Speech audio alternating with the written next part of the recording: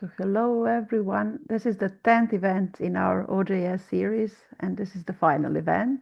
So we won't be having any more webinars in this series, but it doesn't mean that we won't have any more OJS related webinars if there is an interesting topic, and there will certainly be.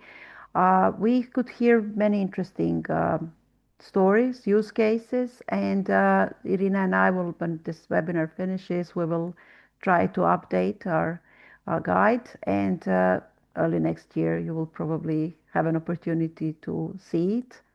Uh, Thanks to everyone who joined the sessions, thanks to the presenters. Today we have our special presenters from Portugal, Pedro, Marta, and Carla, and they will be talking about two very interesting use cases. One is the institutional, they're all from the University of Minho, and they will present the institutional platform based on OJS for journals, but they will also present a national platform that is OJS powered, and actually the system, the model of providing services to open access journals in Portugal. You can use the chat. You can also use the Q&A. We will try to keep track of everything that is going on there. Feel free to ask questions during the session, and after their presentations, we will try to provide answers to all of your questions. Thank you, and Pedro, over to you. Okay, thank you. Thank you very much. It's a pleasure. Thank you for the invitation. It's a pleasure to just highlight some best practices and use cases using OJS in Portugal and at the University of Minho.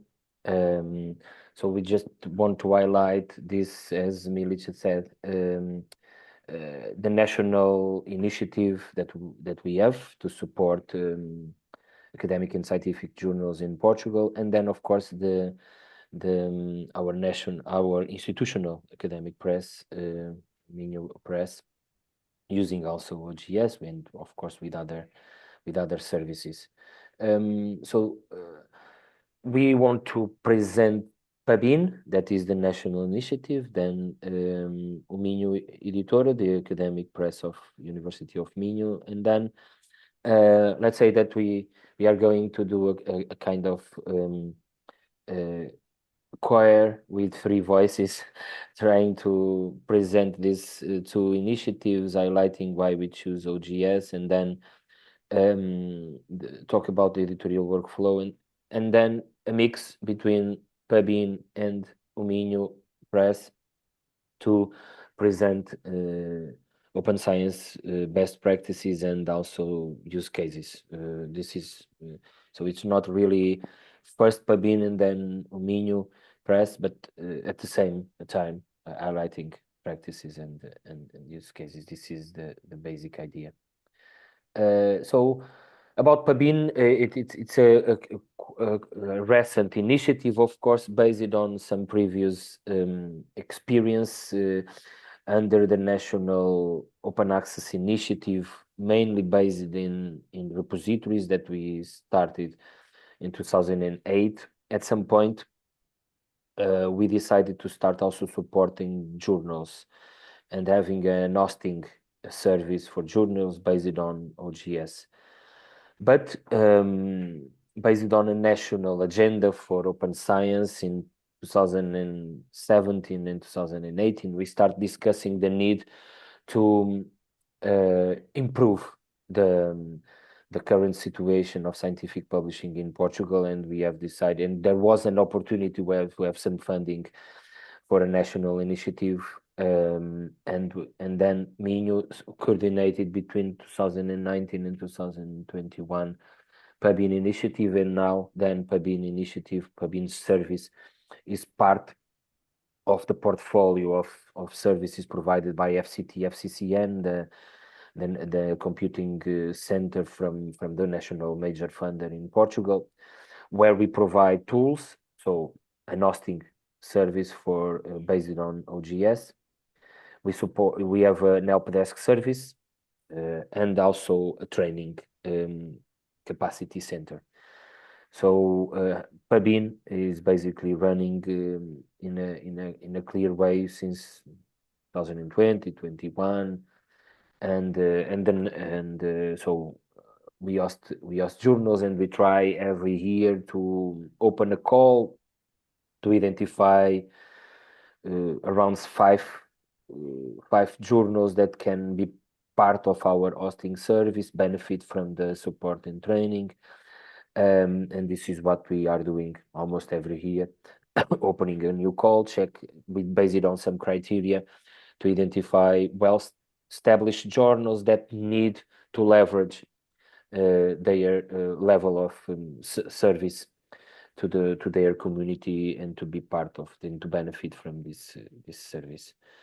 So national infrastructure based on the OJS, that in fact is also the National Capacity Center for the European Diamond Capacity Hub, with something that is recent, so only this year, and we present ourselves also as this national, the Portuguese Capacity Center for diamond for the European Diamond Capacity Hub, which is really also a pleasure. We also run at national level some webinars under the training program, and we also have an annual event since 2024. Yes, 24. We will organize the third national Pabin meeting next year.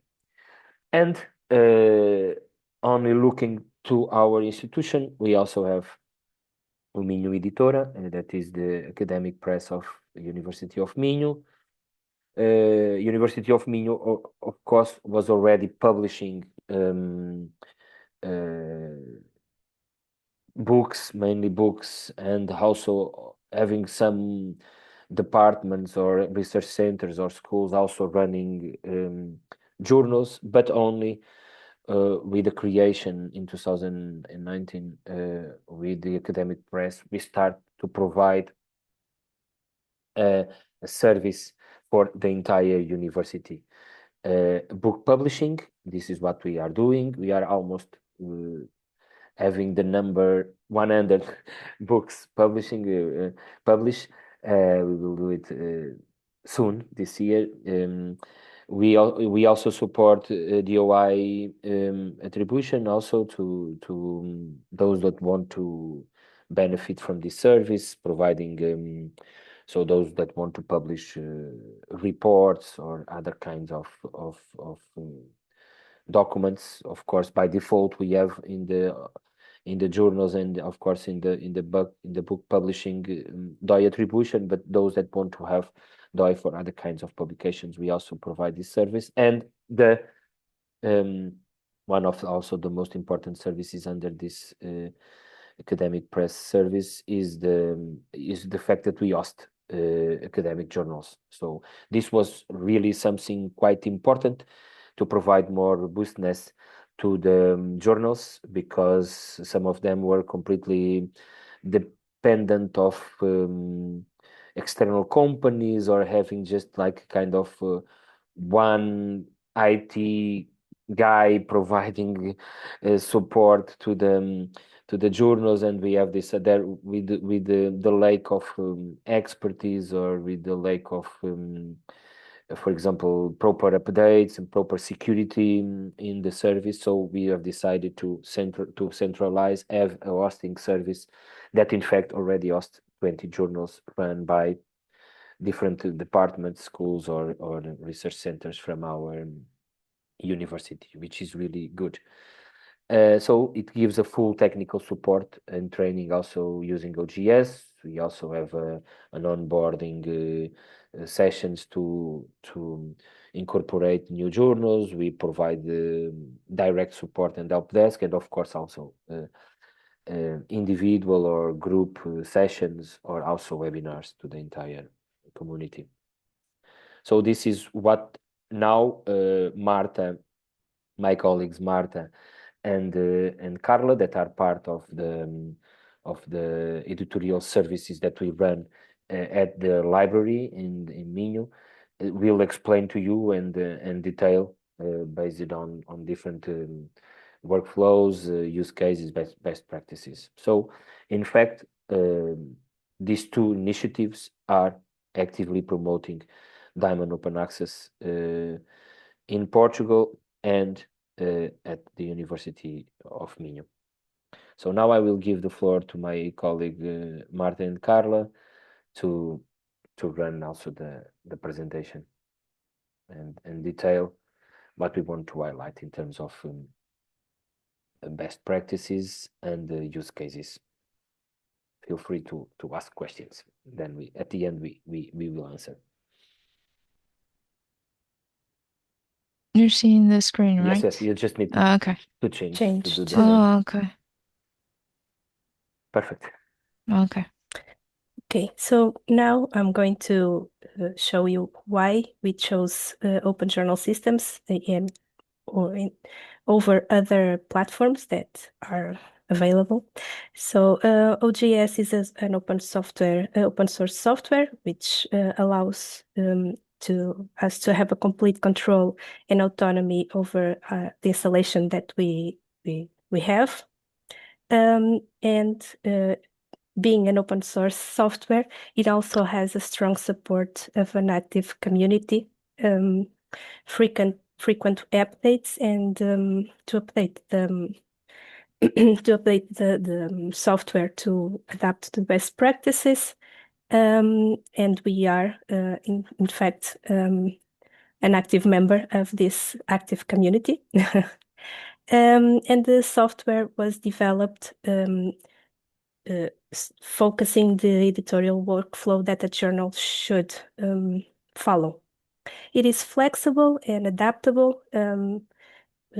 Each journal can choose to have the OJS to their specific needs, and the interface is relatively user-friendly for all the intervenients. Sorry, for editors, for authors, and for reviewers. We have some users that complain about being not so user-friendly, but I think it's not. It's not so. I think it is a user-friendly interface, and it allows to access the journal in just one site. So the readers can read the published articles. The author can submit an article. A reviewer can review a submission designed to them, and we can access the editorial instructions all in just one site and not in very various sites. And we can access we can access everywhere, just having an internet available. Next one, please. And this software have a very important tool for people that runs a journal. It is the automatic notifications to all users. So we don't need to access the journal every day to check if everything is running smoothly. So we can receive that notifications in our email. And when we have a late task, it sends an automatic reminders as well. It allows full integration with other services like Crossref, DataSite, DOIJ, and many others. It is compatible with international standards like ORCID, JATS XML, OAPMH, and others. And what we thought it would be the immediate benefit for the editors, the administrative work is reduced. They don't need to do everything by email and remind where every article is. An improved monitoring and communication between all the users. And we can have editorial standardization among all the journals that use this infrastructure. Next one, please. So now it's Marta. Yeah, so the OJS has a structure, a workflow, all in one website, as Carla said.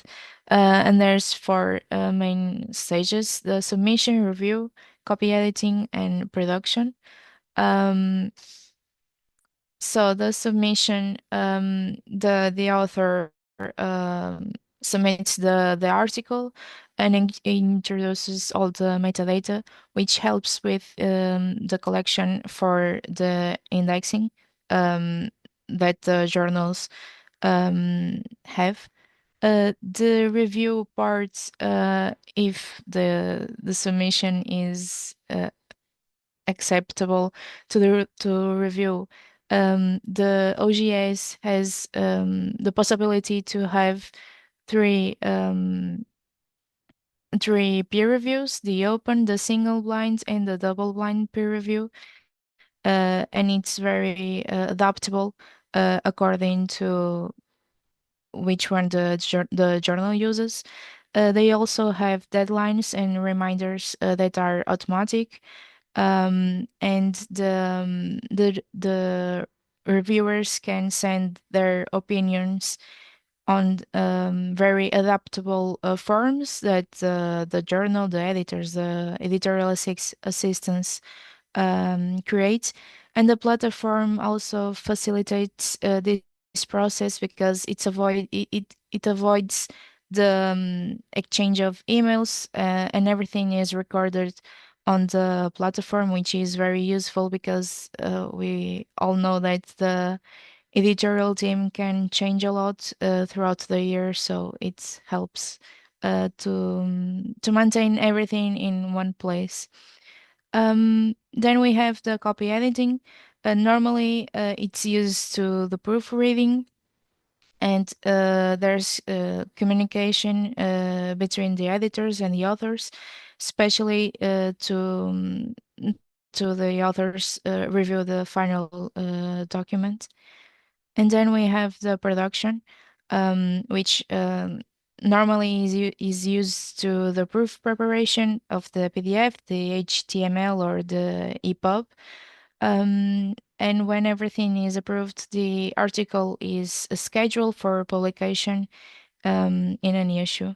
So the reason why we use OJS, as Carla said, is because it centralizes everything and stores all the versions of the document and all the changes that can happen throughout the workflow.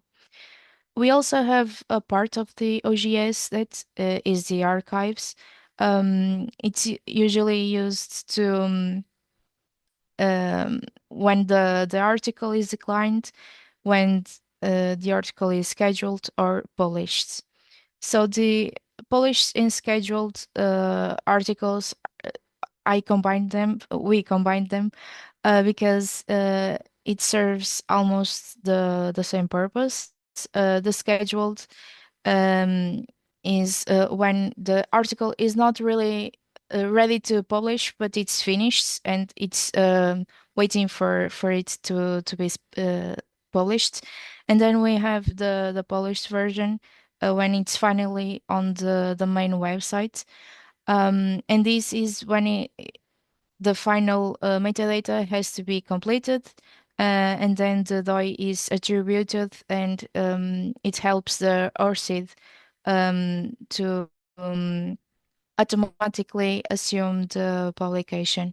On the landing page, which is when the article is published and public, they have the automatic citation of the article that we are going to show later on, and it has the defined CC license, the Creative Commons license, which is also helpful for the viewer. Then we have the decline, which, as the name says, the article was declined, but it's also archived because it helps as to maintain the history and the background of the article, and it shows transparency between the author and everyone else that is involved.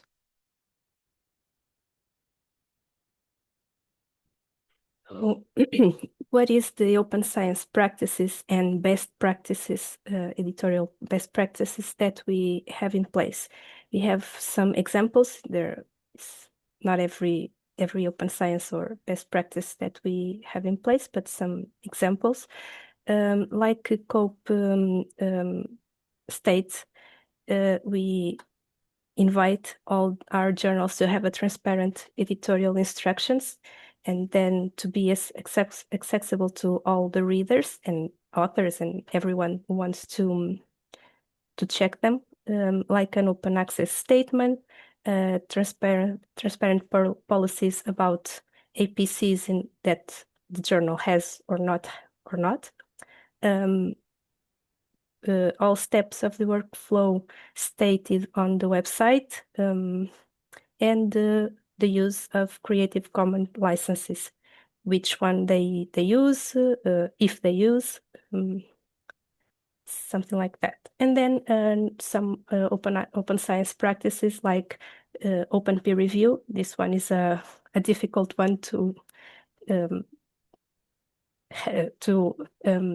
make the journals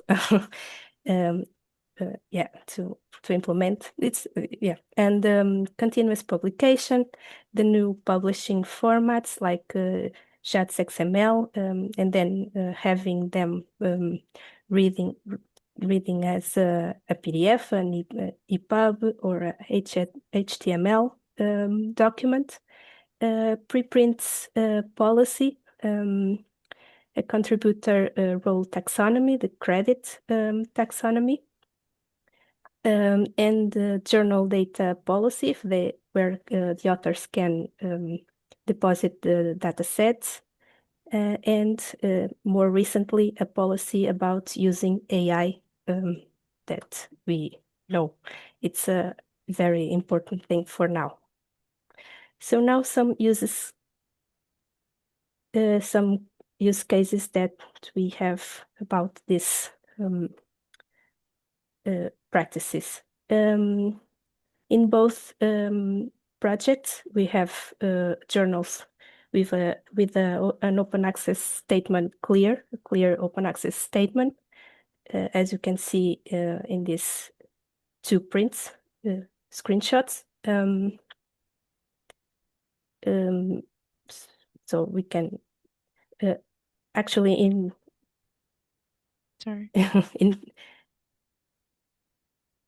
this is a very important thing for when they want to submit to the OIJ, for example.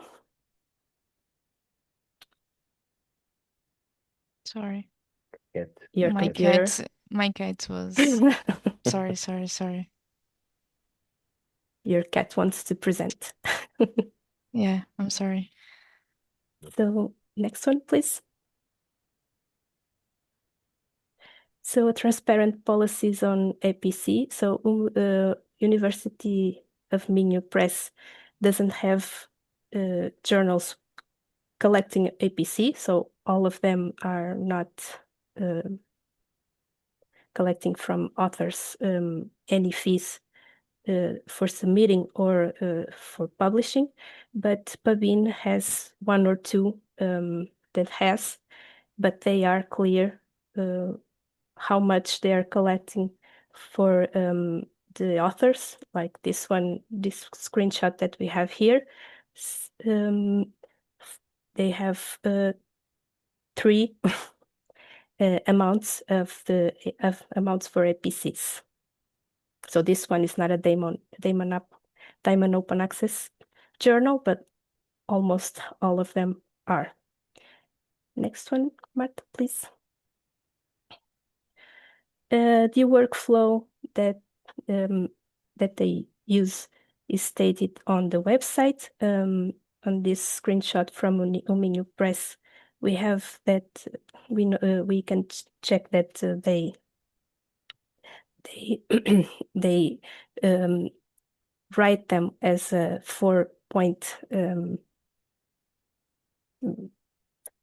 statement, scientific review process, and publication decision.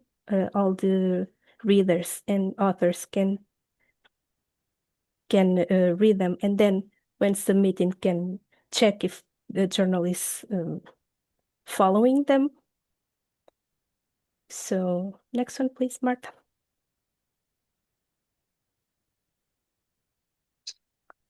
A policy about accepting preprints submission. At UMinho Press, we don't have any journal accepting preprints for now, but Pabin already has one that we can read this here in the screenshot. It is a very good preprints policy. That's why we chose to show you this one. Next one, Marta. And the use of Creative Commons licenses. The journal states which Creative Commons license they use, and then in each article, the OJS shows to every reader which CC license is applied to that article, that specific article, as you can see in this screenshot as well. And the open peer review, so the peer review process where all intervenes can know the identity of each other, the authors and reviewers. We don't have a journal at UMinho Press with open peer review for now. Maybe in the next months we can have one at least. But at Pabin we have this one, this journal, Cinema e Território. The title is Movies and Territories, which already uses an open peer review model, which is a very good open science practice. Next one, please. So now we have the publishing, the new publishing formats.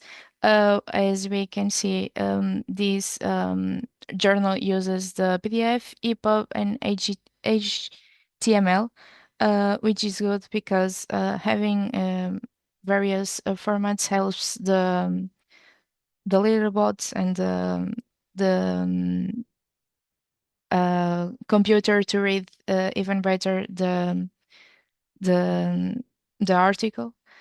Then we have the continuous publication, which we are trying to on the call that we open on the Pavin. We now use it as a mandatory thing that the journal has to do, because they have a period of time that they can implement this. But it helps because the continuous publication states that when the article is ready, it can be published instead of waiting 3 months or till the finish, the deadline of the issue that has to be published. So it helps that the article is published quickly than when it's not using the continuous publication. And as you can see, as I said before, this is how the citation is made. And if you click on the more citation formats, it appears every citation formats that you need. So it helps, especially because the journals have to put the a location where the page normally goes. So it helps to create automatically the citation. Then we have the contributor role taxonomy, the credits. unfortunately is in Portuguese. I'm sorry. But it helps because it's transparent and clear which author contributed sorry which author helped on the article and which phases they participate. So it shows again transparency on that part. Then we have the journal data policy. As Carla said before, this is a new thing as long as the AI policy, and it helps the author and the reader to know where and how the journal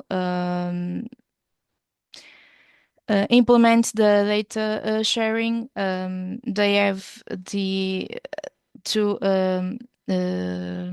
repositories that they recommend, especially the data repositorium, because it's a institutional data repository and they have a collection there. So they are they implement this policy to help the others to share their data. And then we have the AI policy. This is a very complete policy, especially because it has a solo page just for it. And it shows basically what you can use from AI and what you cannot use. They have a statement longer than this. This is just a print. So they are very clear on what AI you can use to produce and contribute to the article. Okay, these examples that Carla and Marta provided, they are really great. And what is important is that you have the links for all with the concrete examples of journals that have this information, so you can check in detail if you want. This is why I ask also Milica to share the slides, because you are able to just to click in the link and see the specific implementation of that specific best practice from our perspective to check all the details. So feel free to ask questions about each or to check directly from the slides, which I think it was a great collection of examples that Marta and Carla prepared for you. To finish, just to state clearly that all these very good examples are possible because there are some editors that are following the best practices, and for the fact that we are trying also to push for the community. In Pabin, with the national event, is already a good example of pushing for that, with the organization of workshops and having the presentations from the community. But what we have decided to create recently was the working groups. So we just create this year and we established 3 working groups, and one of the working groups that in fact have the second meeting next in the coming week is dedicated to tools, technology, and infrastructure, where we try to exchange practices. We already decided for a subgroup inside this working group to dedicate some attention, for example, to OJS security issues. So to have the community to participate and to improve. This is really open science in action, and this is critical. Because based on this exchange of practices, we are also contributing to the implementation of these best practices that Marta and Carla just highlighted for you. And then what we have decided to do also last year in Minho, in the University of Minho, was to create a community of practice. Basically, we meet with editors or other people from the journal's teams, so with responsibilities in managing the journal, more on technical side or more on the policy or the coordination side. And we are pushing to have like kind of 2, maximum 3, but meetings per year. And we already started, and the first result was quite good. So, and with this, we also want to kind of contribute to leverage the knowledge about the management of the system, but more on the implementation of these open science practices and good strategies to manage the system. We identify gaps, we identify needs, and based on this community of practice, we also try to reply to answer to these needs and gaps with a support program and with the training also actions.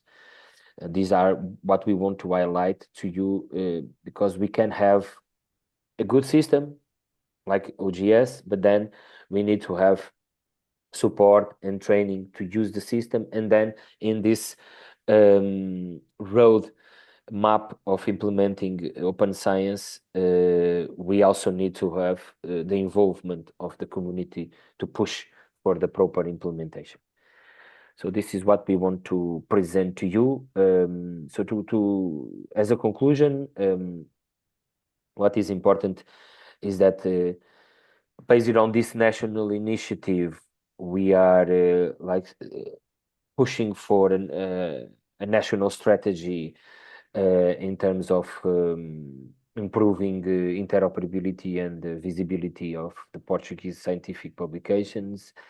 And the same situation is for Minho as an institution that is quite guided by open science practices. Using OJS is really an open science kind of tool facilitator, which is important. And then we are also driving open science, a part of all the work that we also have in terms of repositories, data repositories and publication repositories. We are also contributing with this platform to improve open science practices in our institution. Okay, this was the highlights that we want to share with you. Hope that were relevant and good examples. Of course, we can explore a bit more, even click in the examples and the detail better to you.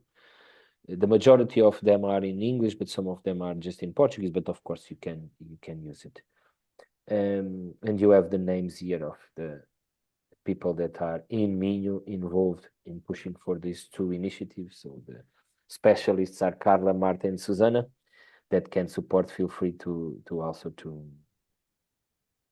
contact us if you need to have any clarification. Okay, so Milica, we are available for questions or for. Thank you, Pedro. You probably saw two Melissas because I was Yes. disconnected and then I had to join from the phone and suddenly I just got back just when you were finishing. So we were quite lucky. Thank you for the wonderful. 1 Milica is already good, but 2 Milicas is great. No, we will have only one. It's quite enough. Yeah, luckily I was able to join from the computer, which is much easier. Irina has a question. Thanks a lot. Excellent presentation. And for colleagues, if you have questions, please write them in the Q&A or in the chat. My question is about community of practice, because we're involved in European Diamond Capacity Hub community and forum, and we're also involved in African community for Diamond Open Access journals. And you mentioned that you identified needs and gaps. Maybe if you could tell a little bit how exactly you identify them, and then do you have a mailing list? You mentioned that your institutional community meets 2 or 3 times a year, but then you probably do something in between those meetings, and also maybe a little bit on the working groups. Do you chair them or do you invite editors to chair? So maybe just some tips Yes. how to manage these communities better. Thank you.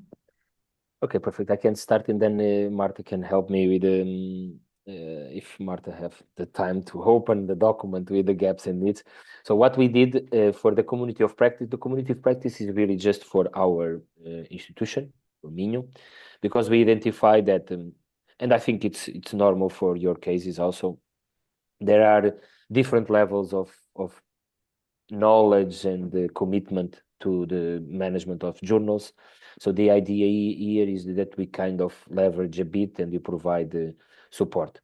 There are some journals that have people to support the editorial process. There are others that have time of people, 20%, 10% to support the editorial. So this community of practice is really relevant to improve that. And some cases also there are professors that are the editors and they don't dedicate all the time to manage the journal. So this is just a part of the time. And with this, having some time to stop, to discuss a bit is also useful time for them, to the professors that have this role of editors, to stop and think about a bit about this. And we really did it in a community of practice, good management things. We just open a screen, we put in one side the needs, in the other side the gaps in the needs, and in the other side, if I remember well, the way that we can support. Okay, and this is why we just start typing inside of the yes, this is the okay, very good. The it's in Portuguese, but I can remember myself. This document is the document of the notes of the community of practice, and in fact we use one slide to collect fragilities. In the left side is fragilities, but the needs and gaps, and in the other side is the actions that we can do in our team as a support service to fill those gaps and those needs. This is what we did it in the first meeting, completely open discussion, and then in the second meeting because there was some new persons on board, we also did the same. And then these gaps and needs and these actions are a bit guiding our activity in this year and in the coming year, and then we can revise it maybe in 27, maybe let's see. So one of the fragilities identified is the compliance with the periodicity. So this is I think it's a normal, it's a common issue for everything. Also the management of PIDs, so to focus a lot on asking for the org IDs, because sometimes they don't share it. The formats, so having more formats, different formats, like Marta stated in a very good example. It's hard and it's a lot of work. So they said that it's a lot of work to create this new format. So and they ask our support for that. Then there is an issue with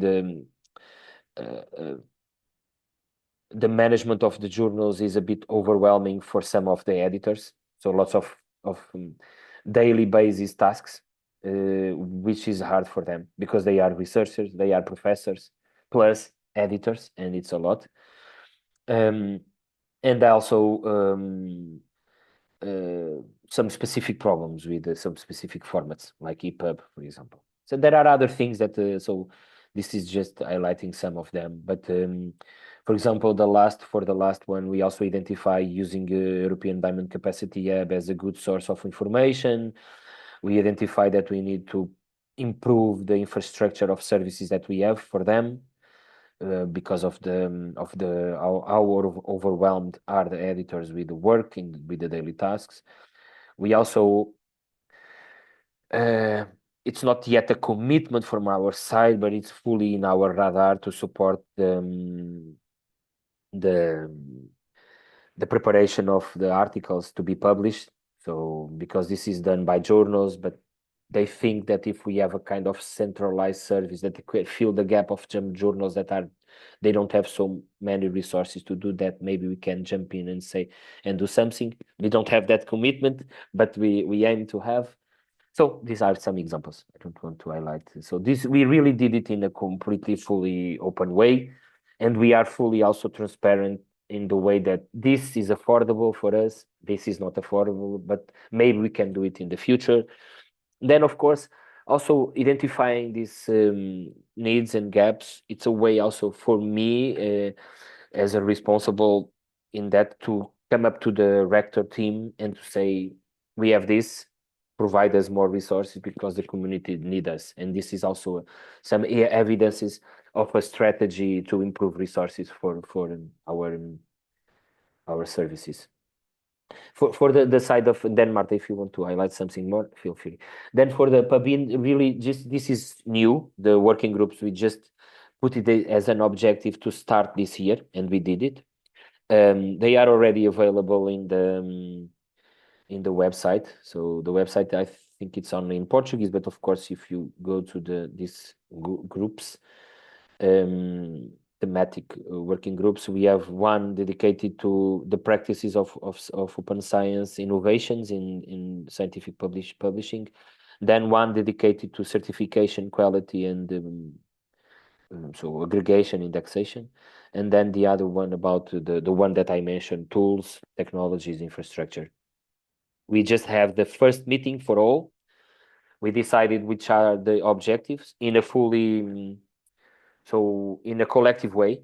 So we start from zero. So we just identify the topic, we open, and they said what we want to do. And around 20 something people, and we decided during the first meeting what are the main objectives and the actions of and the actions of lines of action. And this is what we did in a fully open way. So we also asked them if they are available to put their name, and this is in the beginning. Let's see. Now there are lots of attention, lots of commitment from people. What is important is that in 3 years we also have like a dozen of people or 2 dozens of people available to support this. But based on the first meetings, it's really a need. People, because what happened in Portugal, and I think it's common for your countries also, is that people are a bit alone. They have maybe one colleague or 2 together, so they joining these working groups is sharing their difficulties with others is really great. So Marta is just sharing the notes of our meetings that they are also publicly available. Just access them and translate it to English or to French to see what we have discussed. And we also did the same. This table was fully was zero. It was empty when we start the meeting, and then people start sharing. But the objective was clear of the meeting. So we need to come up with the objectives and the action lines that we want to gain from these groups. If you are available, let's build this together, and this is what we did. Participation is open, and Irina, to fully answer your question and to finish. What we decided to do is the first year, the coordination is basically from Minho team and from FCC and FCT team. Like we have 3 persons in charge of the coordination, let's say between Minho and the national funder. And then until the end of 26, we start to try to invite some people that are more active and to see and to ask them, don't you want to be part of the coordination team? For now, we just divided between us. So together with Marta, I coordinate the infrastructures and tools. Then Carla, together with Marta, coordinates another one, and then Susanna, together with Carla, coordinates another one. This is the way, together with Paulo and Paula from FCT, also from the national body. Thank you, Pedro. Just to kick off. Yeah, that's the community is actually everything. We have quite a number of questions there Okay, sorry. popping up. No. Irina, can we go over the hour if needed? Okay, it's in Q&A. Sorry. So I Yes, was because, speaking, waiting for questions. No, but that was really useful. So you partly answered the first question from the Q&A from Marta, which is from Zadar, which is actually about the format. So you explained that you plan to centralize it, but now She also asks about the role of the persons creating HTML and pub formats. Are these graphic designers, journal editors, or other members of the team? Who's Maybe this? I It's a can diversity, answer. but Carla can say something. Yeah, we have right now 3 journals from the same center, research center. So they have two people that are the editorial assistants that do all of the main tasks with during the editorial workflow. So they also prepare the documents. They edit in JATS XML and then export to PDF, HTML, and EPUB. And sometimes they have questions and they ask for our help, and we try to research and help them with the new tools and plugins from OJS. So An that's additional question, which tool are you using to create JATS XML? XML? a few. A few of them. Yeah, we have a plugin that converts the Word document, docx, to JATS in OJS. And then we have the texture plugin to edit. And then we have 2, I think, plugins to convert and read, make it readable for the reader. But I don't know the name of this last but ones. it's a combination. Yeah, It's a it is. combination of tools. Then we Yeah. also have a question to explain why is it that the system does not support copy and paste for the abstract during submission, and how do you get DOIs for a journal? So I don't know, does the system allow copy and paste for abstracts? It should allow. I think Should be. so. Yeah, it should allow. So it's like probably please check your local settings. And for Yeah, DOI, I think ours, both from Pubin and Minho Press allows that. But about DOI, we have 2 services. So Pubin uses a service from DataSite that our local national funder pays.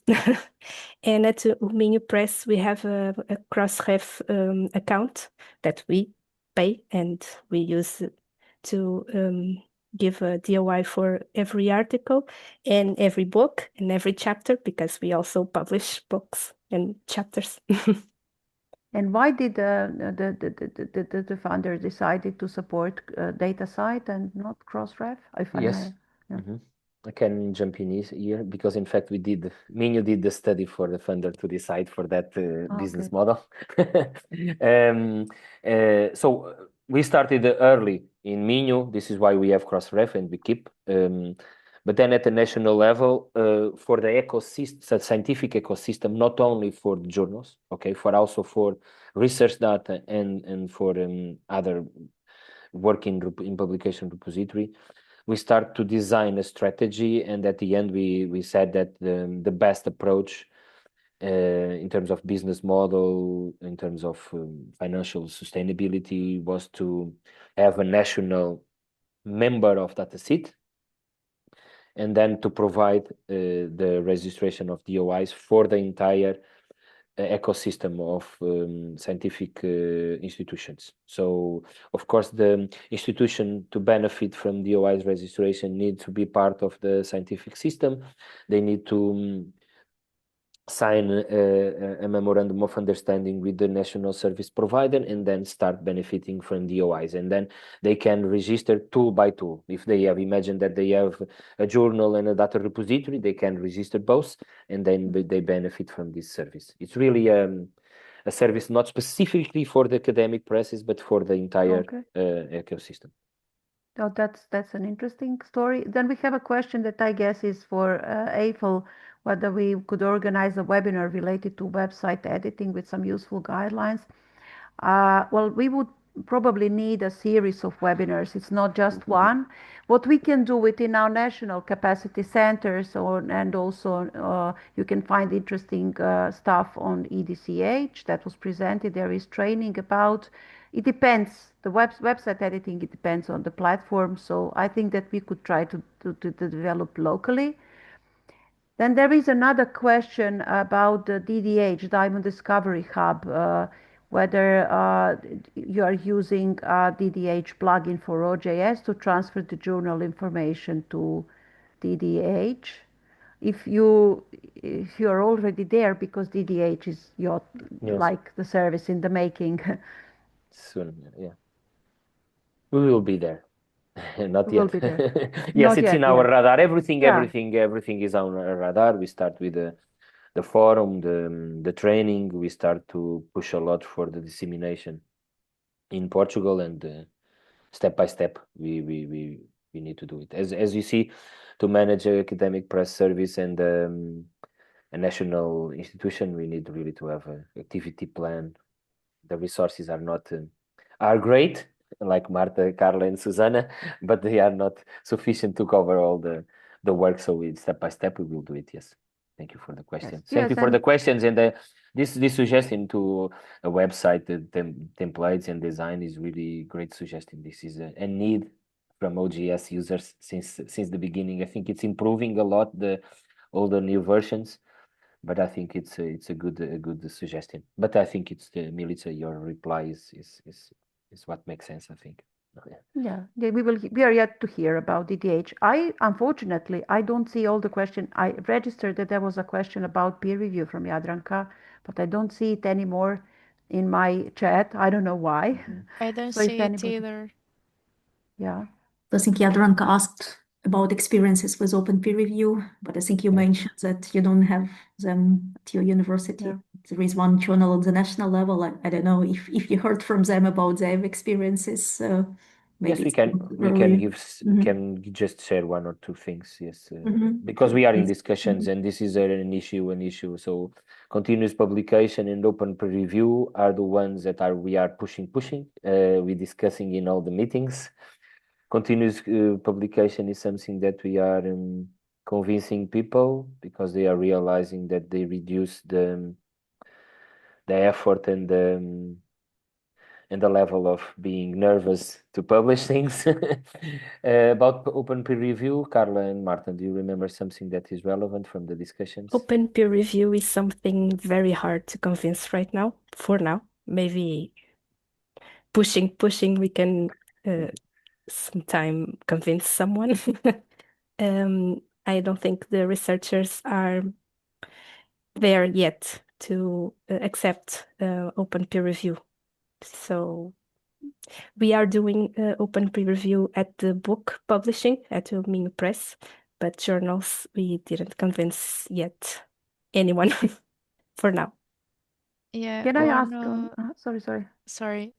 I just wanted to add that one of the things that the editors said was that in Portugal it's a little bit difficult because since we have a small community, it's already easy for people to tell which reviewer reviewed the article, so they are a little bit afraid to take that approach. At least that's what they told us. Yeah, that's a common issue. And if I may, just one small technical question, but this is something that the question that I usually get from editors. You mentioned archiving everything and archiving rejected articles, and there are usually questions how long those should be preserved. Do you remove them manually? Do journals decide when to remove them? Do you have an automated process for the removal? So my suggestion is usually to keep them as long as possible, even if it's a desk rejection, because it can help, recognize some suspicious authors, etc. But practices vary. So what's your advice?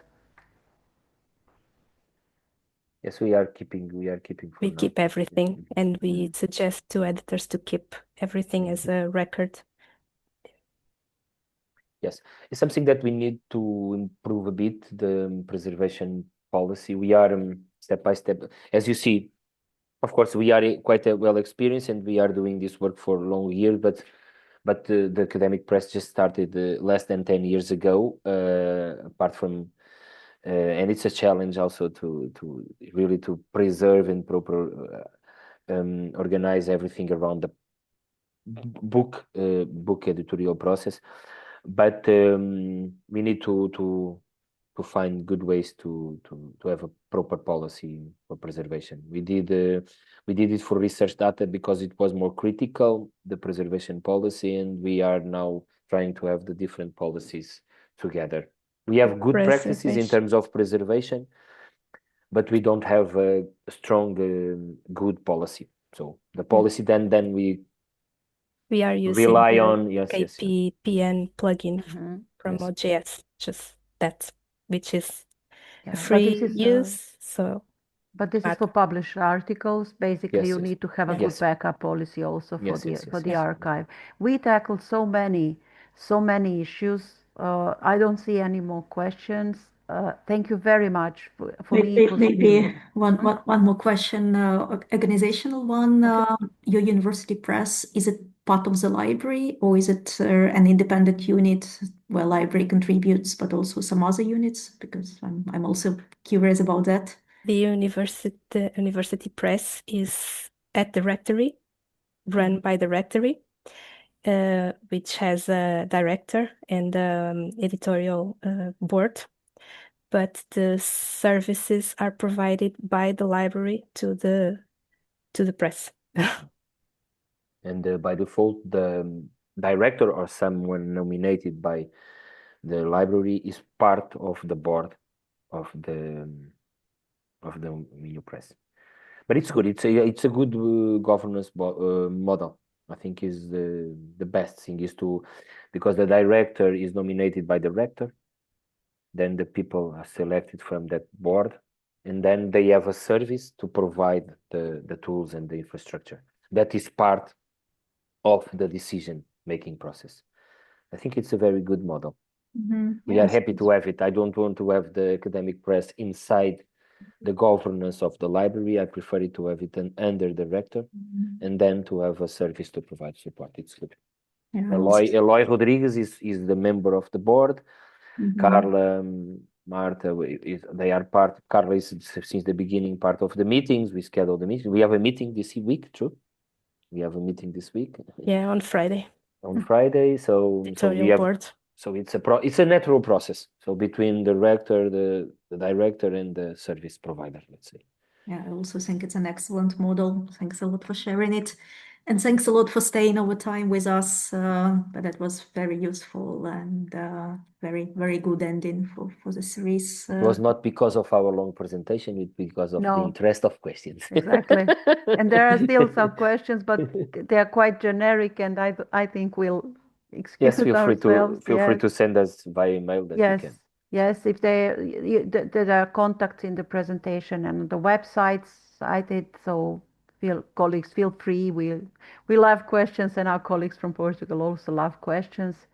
And thank you very much. This is a really great conclusion to our webinar series. We'll keep in touch, and the presentation and the recording will be made available, and I will email everyone in a couple of days. And have a nice day. And thank you for very much. all your support. Thank you. Yes, thank you. Thank you. Have a nice day. Thank you all.